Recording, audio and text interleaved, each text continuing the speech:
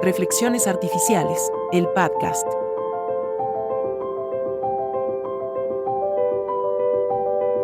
Capítulo 3. Desafíos y amenazas de la investigación de la IA.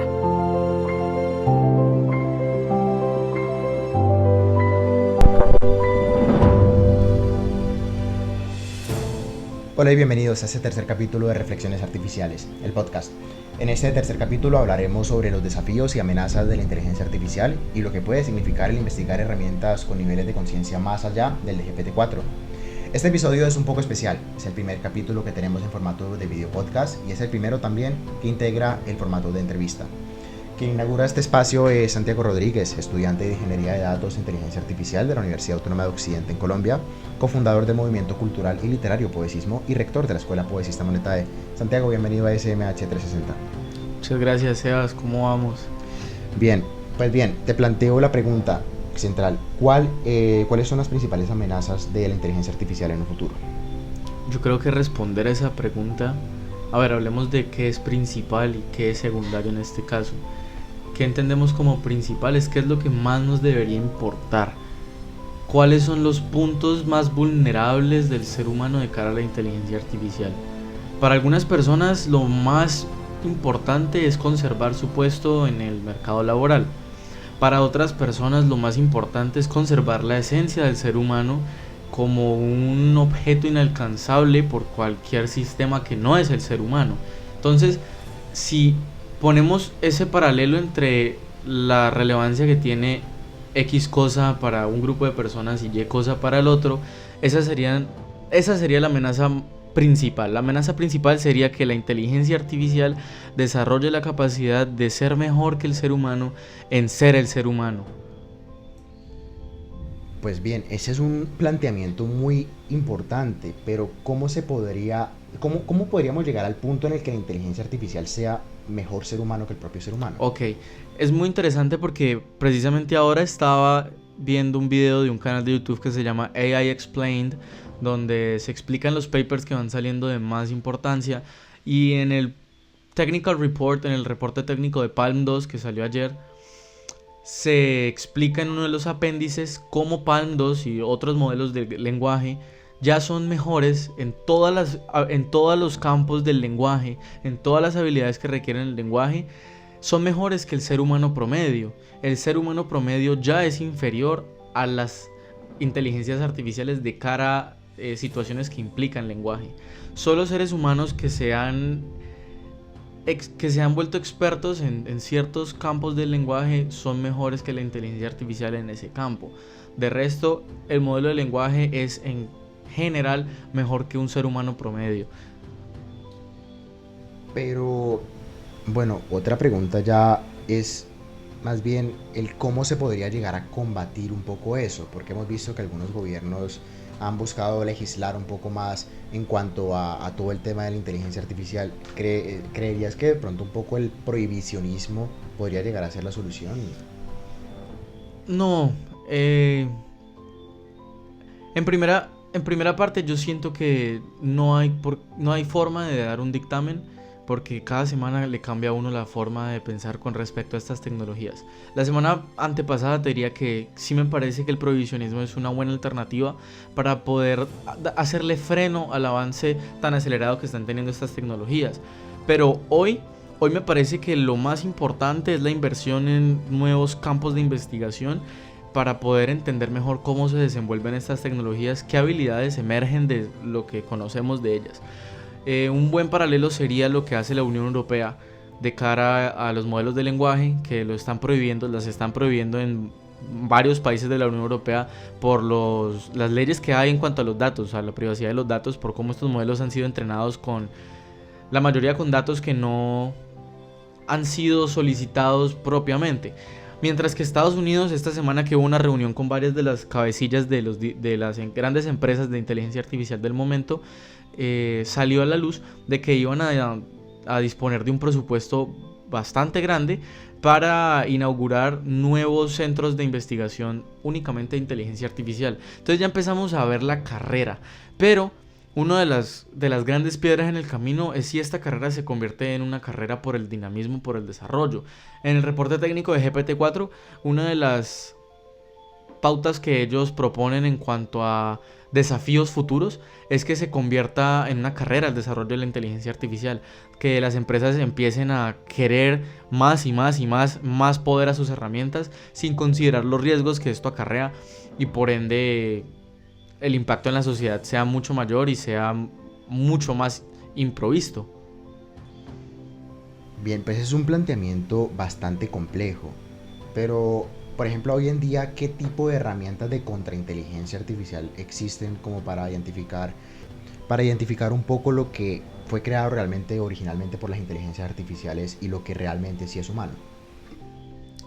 En este momento yo no tengo presente herramientas para poder discernir entre lo humano y lo artificial. Creo que es una tarea de cada sujeto desarrollar habilidades de discernimiento. El pensamiento crítico va a ser en el futuro y en el presente, en este momento, es la habilidad más importante de todas. Poder distinguir de lo que es real de lo que es mentira.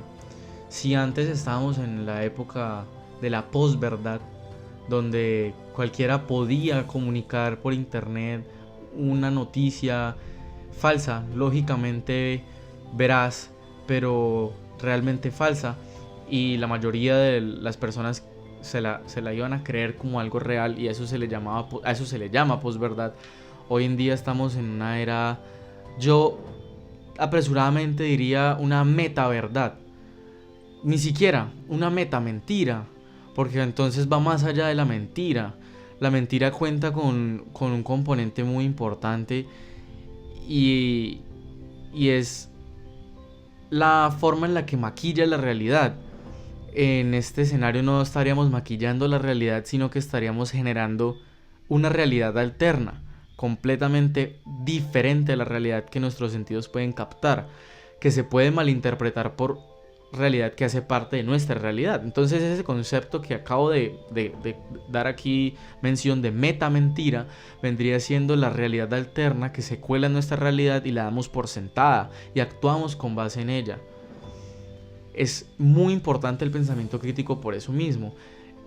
Al día de hoy es poco probable que una herramienta pueda generar una respuesta de si algo es inteligencia artificial generated o si es real, porque esa herramienta tendría que correr con tendría que ser un cerebro similar al cerebro que tiene la inteligencia artificial que lo genera. Entonces es una batalla de un objeto inamovible contra una fuerza imparable. Se crea una gran paradoja a futuro. Pues es complejo, como me mencionas, discernir entre eso. Entonces, más bien te pregunto, como cofundador del movimiento Poesismo, que digamos, ¿qué hace Poesismo, que afirma ser en pro del autoconocimiento, qué hace Poesismo para ayudar a fomentar ese pensamiento crítico? Bien, perfecto. Partamos por el hecho de que no sabemos si realmente somos o no libres. No en cuanto a las estructuras sociales que nos retienen, sino en cuanto a nuestra propia toma de decisiones, dados los estímulos internos por los cuales estamos condicionados. No sabemos realmente si somos libres. La propuesta de Poesismo es que el autoconocimiento es la llave para alcanzar esa libertad, que bien puede ser falsa, bien puede ser una ilusión, bien puede ser algo que se pueda tocar. Entonces el autoconocimiento se basa en tener muy en claro el porqué de las cosas en cuanto nos interceptan, en cuanto provienen de nosotros o entran en nosotros. Y este autoconocimiento nos permite derivar pensamiento crítico. Y este pensamiento crítico nos permite allanar discernimiento. Entonces, de cara a la inteligencia artificial, es muy importante preguntarse ¿por qué debería creer o no creer en esto que me están presentando? Y ni siquiera la inteligencia artificial, en todas las cosas que hay, todas las ideas que existen, ¿por qué debería creer o no en esto? Y si creo, ¿por qué estoy creyendo en esto? Y si no creo, ¿por qué no estoy creyendo en esto? ¿Por qué me siento así de cara a esto? Esas preguntas nos llevan a entender mejor la estructura de aquello que queremos analizar, que en este caso es nosotros mismos. De esta forma, se desarrolla una especie de control sobre la dirección que tiene la mente. la mente dirige el cuerpo. Al menos eso es lo que nosotros creemos. Entonces, cuando se adquiere ese control sobre la dirección en la cual la mente dirige el cuerpo y se pueden orientar las creencias, esa metamentira no nos intercepta. Porque si tomamos la decisión de no creer en ella, de analizarla y de construirla en sus componentes y entender por qué no creer, no nos va a interceptar. Pues bien, ¿y por qué entonces crees que muchas personas pasan de largo, pasan de alto ese cuestionamiento interno constante de pensar lo que estoy viendo es real, lo que estoy viendo no es real? ¿En qué momento crees que las personas pasaron a vivir como en un estado como tan de automatización donde se piensa que todo es real? Yo diría que así rápidamente hay dos razones principales. La primera es que con el tiempo nos hemos vuelto perezosos. Nos hemos vuelto perezosos porque tenemos todos los estímulos que antes buscábamos a nuestra disposición en el momento que queramos. La recompensa inmediata nos ha vuelto perezosos. Entonces la dopamina fácil hace que nuestro cerebro prefiera la dopamina fácil que la dopamina difícil. La dopamina difícil de responder a las preguntas que nos constituyen va a ser descartada de cara a la dopamina fácil que nos genera el consumo de redes sociales, el consumo de contenido pornográfico, el consumo de comida chatarra, el consumo de azúcar, el consumo de sustancias que alteran la mente para mal. Mientras que la dopamina difícil, que viene siendo dar respuesta a las preguntas que nos permiten entender mejor la realidad, entender mejor cómo nos sentimos para poder tomar decisión sobre cómo nos sentimos, que viene siendo el deporte para desarrollar una mejor relación con el cuerpo, que viene siendo someter ciertos estímulos fuertes como el enojo para desarrollar mejores relaciones con las personas a nuestro alrededor. Esa clase de dopamina, nuestro cerebro por naturaleza va a tender a buscarla menos con el tiempo, puesto que cada día que pasa estamos más condicionados a los estímulos inmediatos. Y aquí hay otro punto de extremo cuidado de cara a la inteligencia artificial, y es que el contenido generado por inteligencia artificial puede ser manipulado de infinitas formas. Es una plastilina sumamente moldeable, lo que quiere decir que si antes, te voy a poner un ejemplo, 50 años atrás teníamos que esperar a que saliera el disco de X artista y a que ese disco estuviera disponible en tiendas y llegara a nuestro país para poder irlo a comprar. 50 años atrás, para adquirir esa dopamina del disco. Pasemos 50 años la página y llegamos al 2023. Antes de la inteligencia artificial, ese disco que el artista soltó el día A, yo podía inmediatamente irlo a escuchar al día siguiente, escucharlo completo, escucharlo 10 veces si quiero. Es decir, que la dopamina la adquiero con mucha más facilidad, no tengo por qué esforzarme para adquirirla, pero aún así tengo que esperar a que el artista genere ese disco. Ahora, con este nuevo panorama de la inteligencia artificial, ya no va a haber tiempo de espera. Ya hemos visto cómo YouTube está poblada de miles de canciones de artistas, de las voces de los artistas, cantando cosas que nunca han escrito. Entonces, yo voy a poder generar la canción del artista X como a mí me guste, con los ritmos que yo quiera, con la duración que yo quiera, y eso va a hacer que entonces el consumo de dopamina fácil sea cada vez mayor y perdamos la capacidad de concentrarnos en trazar un plan y lograr algo. Entonces, uno de los retos ahora vendría siendo el buscar de desintoxicarse un poco de toda esa dopamina fácil, o hacer un reto como de dopamine detox. ¿Cómo se podría empezar con un reto de esos? Un reto tan grande. En mi opinión, siendo algo tan difícil porque nuestros cuerpos y mentes están condicionadas a buscarla, hay que tomar medidas drásticas pero no ortodoxas en el sentido estricto de la palabra. Es decir, si las redes sociales son el medio que más consumes, trata de consumir dentro de las redes sociales, valga la redundancia, medios que no te distraigan tanto, que te hagan cuestionarte un poco las cosas. Si te gustan los influencers que bailan, trata de buscar influencers que te enseñen a bailar, que el componente sea el mismo, la información sea similar, pero que la intención sea diferente, que de tu entretenimiento puedas adquirir una habilidad, porque esta adquisición de la habilidad te va a permitir masajear un poco tu cerebro. Si tu consumo es la música, trata de aprender un poco por qué te gusta la música.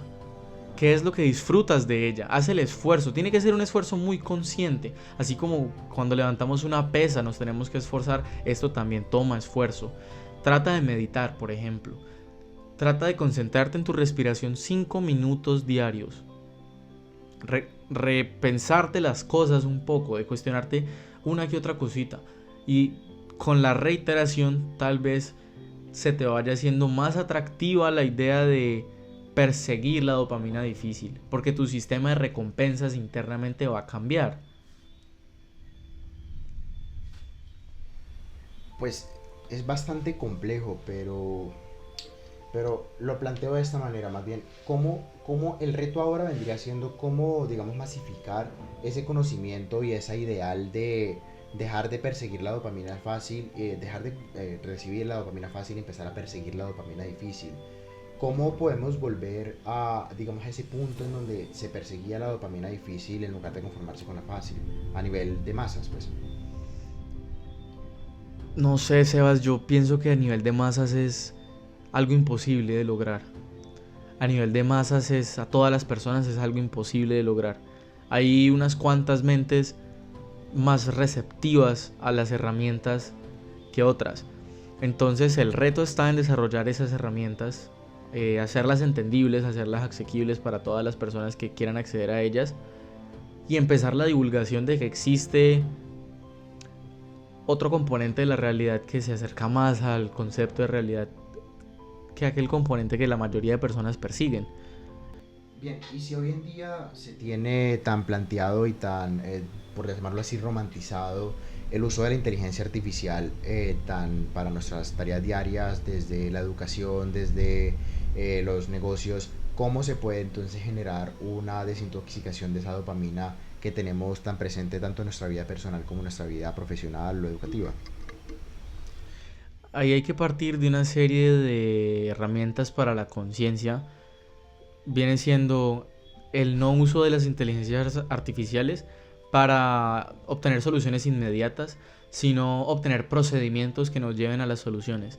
Entonces es fomentar la idea de que la inteligencia artificial nos puede proveer ciertas intuiciones que nosotros al seguirlas podemos generar nuevos conocimientos. De esta forma, si tenemos un problema que no es tan urgente, que podemos aprovechar para crecer, para aprender, para adquirir nuevos conocimientos, el prompt, el comando para la inteligencia artificial no sería encuentra la solución de X problema, sino ayúdame a encontrar la solución para X problema.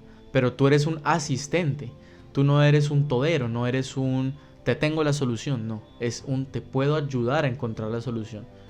Entonces es un poco, esta palabra voy a inventarla también, guruzar, ¿no? Guruizar, volverlo un poco gurú en ese aspecto, que nos ayude, no, tampoco que nos lleve de la mano como si fuéramos unos niños, más bien que camine de nuestro lado como alguien que sabe más y tiene acceso más rápido al conocimiento, esa especie de interfaz para nosotros acceder al conocimiento. Bien, uno de los principales temores de las personas con la inteligencia artificial es precisamente el reemplazo de los empleos y el reemplazo de los humanos. ¿Cómo se puede en este momento afirmar o cómo se puede en este momento buscar más bien, que afirmar más bien buscar, que los seres humanos sigan siendo relevantes en el plano laboral, en el plano profesional y que las inteligencias artificiales que puedan reemplazar y puedan hacer esas tareas de los seres humanos no las hagan y busque más bien que sean los seres humanos quienes sigan siendo los empleados? Bueno, pues en mi opinión, en la opinión de alguien que no tiene experiencia en el mercado laboral, entonces no ha sido reemplazado, porque no he tenido la oportunidad de ser reemplazado. La forma de evitar que quienes están en este momento en la situación de verse reemplazados o quienes van a ingresar al mercado laboral teman no obtener un puesto porque ya lo ha ocupado una inteligencia artificial es la no especialización. Las inteligencias artificiales son especializables. Se les puede extraer el máximo conocimiento en el mínimo campo de anchura posible. Mientras que nosotros tenemos la capacidad de asociación muy potente. La no especialización, sino la interdisciplinaridad. Poder entender cómo relacionar diferentes campos del conocimiento. Y eso es pensamiento crítico. Porque es encontrar las llaves que abren puertas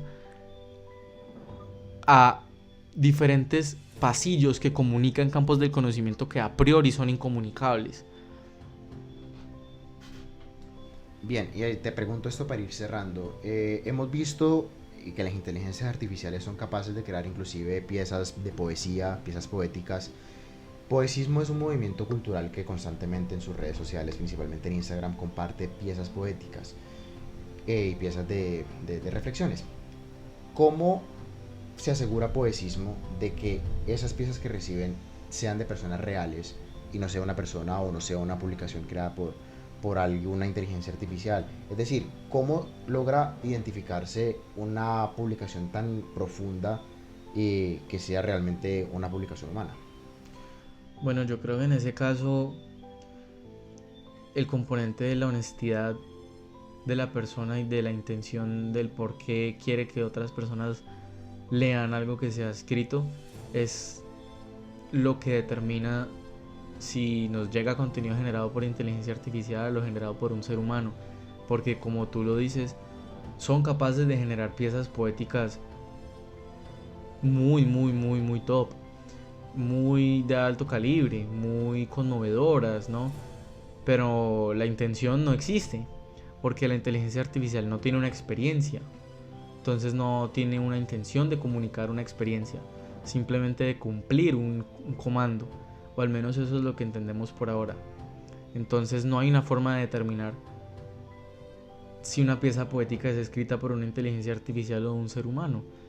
La única forma de saberlo es si entendemos la intención que hay detrás, si hay o no una experiencia que subyace a lo que se ha escrito.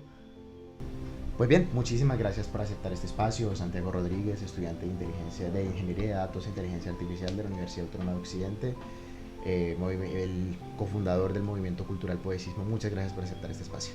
Gracias, Sebas. Pues bien, con esto concluimos este tercer capítulo de Reflexiones Artificiales, el podcast, un podcast de SMH 360 y el Sistema de Medios Hispanoamericanos. Espero que hayan aprendido cómo la inteligencia artificial puede llegar a ser una amenaza inclusive en nuestro futuro. En futuros episodios exploraremos más sobre la inteligencia artificial y cómo esta está cambiando el mundo. Si tienen alguna pregunta o comentario, no duden en ponerse en contacto con nosotros en reflexionesartificiales@smh.com.co. Nos vemos en el próximo episodio. Reflexiones Artificiales, el podcast. Dirigido y conducido por Sebastián Mejía.